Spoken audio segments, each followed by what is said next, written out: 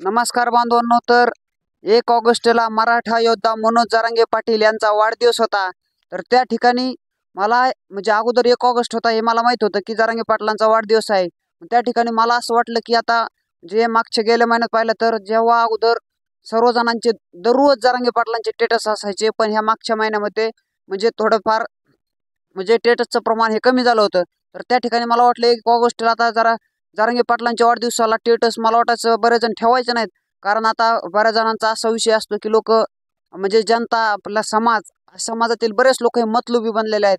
कारण त्यांना आता वाटलं की आपल्याला कुणबी प्रमाणपत्र मिळलं, आपल्याला आरक्षणाचा आता फायदा मिळाला, आपल्याला आता जरांगे पाटलांची गरज नाही. असं मला वाटलं की आता लोक असेच करतील. कारण अनेक लोक हे मी बऱ्याच वेळा पाहिलं की तसं त्यांच्या वागणुकीतून मला दिसून आलं. तर त्या ठिकाणी 1 ऑगस्ट दिवशी मी उठलो आणि सकाळी इंस्टाग्राम, व्हॉट्सॲप, फेसबुक चेक केलं तर त्या ठिकाणी सर्वांचे नुसते पोस्ट होत्या. त्या ठिकाणी स्टोऱ्या, स्टेटस सर्वांचे होते की जरांगे पाटील आपणास वाढदिवसाच्या हार्दिक शुभेच्छा, असं सर्वत्र स्टेटस पडले होते. त्या ठिकाणी स्टोऱ्या पडल्या होत्या, फेसबुकला पोस्ट पडल्या होत्या. तर त्या ठिकाणी मी म्हणलं खरंच आता मराठा समाजाने खरंच ताकद दाखवली आणि जरांगे पाटलांच्या एवढ्या लढ्याची किंमत आज मराठा समाजाला कळली. कारण प्रत्येक जणांचं स्टेटस होतं त्या ठिकाणी. पण त्या एवढं असतानाही त्या ठिकाणी अनेक जणांनी नियोजन केलं होतं. त्या ठिकाणी रक्तदान असेल, वृक्षारोपण असेल, शालेय साहित्य असेल, त्या ठिकाणी काही काही ठिकाणी तर गोरगरीब मुलांना त्या ठिकाणी काही वस्तूंची मदतही देण्यात आली. कारण हे जरांगे पाटलांचा वाढदिवस होता त्याबद्दल म्हणजे इतकं रेकॉर्ड ब्रेक त्या ठिकाणी झालं की अक्षरशः म्हणजे 50 लाखाहून अधिक त्या ठिकाणी रक्तदान झालेलं आहे. कारण हे म्हणजे अद्याप आकडा हा ॲक्युरेट हा आकडा समोर आलेला नाही, पण तर त्या ठिकाणी 50 लाखाहून अधिक हे रक्तदान त्या ठिकाणी झालेलं आहे.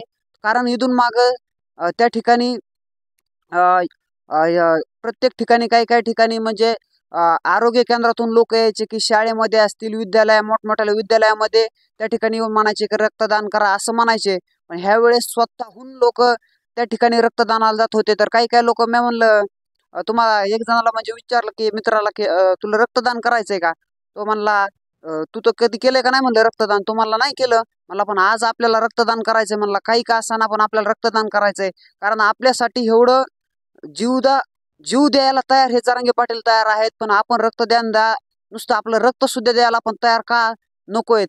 त्यासाठी प्रत्येक जण हा उत्स्फूर्तीने त्या ठिकाणी रक्तदान द्यायला जात होता. त्या ठिकाणी प्रत्येक गावगावानी अनेक लोकांनी प्रत्येक मराठा बांधवांनी त्या ठिकाणी रक्तदान करत होते. त्या ठिकाणी वृक्षारोपण प्रत्येकाने करत होते. कारण प्रत्येकाच्या स्टेटसला पडत होतं की मी पहिल्यांदी आज आयुष्यात पहिल्यांदी जरांगे पाटलांच्या वाढदिवसानिमित्त मी रक्तदान केलं. अशा प्रकारचे स्टेटस हे अनेक जणांचे पडत होते. कारण एवढं समाजाचं प्रेम हे जरांगे पाटलांवरती आता जडलेलं आहे. त्या ठिकाणी म्हणजे अक्षरशः कित्येक लोक हे त्या ठिकाणी लहान लहान मुलं सुद्धा म्हणायचे रक्तदान करायचं असं. म्हणजे एवढी त्या ठिकाणी समाजाची हे आता जरांगे पाटला विषयी एवढी चांगली भावना निर्माण झालेली आहे. त्या ठिकाणी अतूट प्रेम हे जरांगे पाटलांविषयी झालेलं आहे. कारण त्या ठिकाणी म्हणजे लहान लहान मुलं जरी शाळेत चालले ना, मी त्या ठिकाणी म्हणजे सहज रस्त्यावर गाडीवर चाललो तर त्या ठिकाणी लहान मुलं सुद्धा त्या ठिकाणी शाळेत जाताना म्हणायचे की म्हणजे जरांगे पाटलांचे गाणे म्हणत जायचे. त्या त्या दिवशी एवढं आनंददायी वातावरण त्या ठिकाणी निर्माण झालेलं होतं. शाळेतही अनेक मुलं हे जरांगे पाटलांना सर्व मिळून त्या ठिकाणी शुभेच्छा देत होते. म्हणजे त्या ठिकाणी जरी जरांगे पाटील उपस्थित नव्हते तर त्या ठिकाणी टाळ्या वाजून त्या ठिकाणी जे त्यांना शालेय साहित्य त्यांना वाटप केलं अनेक मराठा बांधवांनी. त्या ठिकाणी लहान लहान मुलं हे त्या ठिकाणी शुभेच्छा देत होते. आणि एवढं म्हणजे आनंददायी उत्साह त्या ठिकाणी मुलांमध्ये होता. त्या ठिकाणी अनेक मुलं जरांगे पाटलांची गाणी म्हणत होती.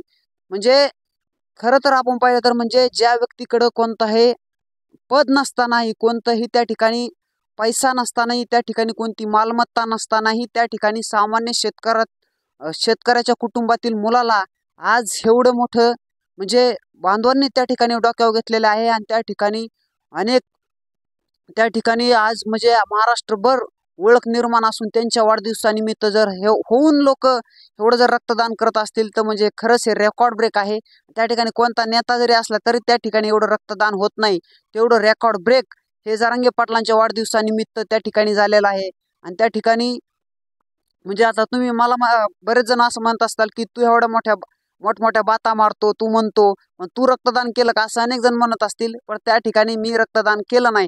तर का केलं नाही? कारण माझ्या शरीरात माझी रक्ताची कमी आहे, त्याच्यामुळे मी रक्तदान केलं नाही. कारण मी एक वेळेस मागच्या वेळेस मी ट्राय केलं, तर त्या ठिकाणी म्हणजे मी साधारणतः 5वी-6वीला असतो आणि त्यावेळेस मी त्या ठिकाणी शाळेत रक्तदान म्हणजे अधिकारी आले त्या ठिकाणी, आरोग्य केंद्रातून त्या ठिकाणी आले आणि त्या ठिकाणी म्हणले रक्तदान कोणाकोणाला करायचं. त्या ठिकाणी मी गेलो, त्या ठिकाणी मी रक्तदानही केलं. त्या ठिकाणी मी ज्या वेळेस रूमच्या बाहेर आलो, शाळेच्या रूमच्या बाहेर आलो, त्या ठिकाणी डायरेक्ट मी चक्कर येऊन पडलो. म्हणजे त्या ठिकाणी म्हणजे नंतर मी त्या ठिकाणी म्हणजे सांगितलं मला डॉक्टरांनी की तुझ्या शरीरामध्येच रक्ताची कमी आहे, त्यामुळे मी नंतर म्हणजे रक्तदान करण्याचा हा प्रयत्न केलेला नाही. त्यानंतर कारण मी रक्तदान केलं नाही, याच्यामुळे केलं नाही म्हणजे माझ्याच शरीरात म्हणजे रक्ताची प्रमाण हे पूर्णतः कमी आहे, त्याच्यामुळे मी रक्तदान केलं नाही. आणि त्यानंतर म्हणजे एवढा उत्कृष्ट प्रतिसाद हे जरांगे पाटलांच्या वाढदिवसानिमित्त त्या ठिकाणी मराठा बांधवांनी दिला. त्या ठिकाणी सर्व मराठा बांधवांचे मी मनपूर्वक आभार मानतो. कारण त्या ठिकाणी सर्वांनी, प्रत्येक जणांनी त्या ठिकाणी वृक्षारोपण अनेक जणांनी केलं. प्रत्येक जणांचे स्टेटस पडत होते की आज जरांगे पाटलांच्या वाढदिवसानिमित्त मी वृक्षारोपण करतोय. त्या ठिकाणी प्रत्येक गावागावामध्ये त्या ठिकाणी आयोजन केलेलं होतं. वृक्षारोपण असेल, शालेय साहित्य वाटप असेल, गोरगरिबांना त्या ठिकाणी काहीतरी वस्तू वाटप करण्याचा प्रयत्न हे मराठा बांधवांनी केला.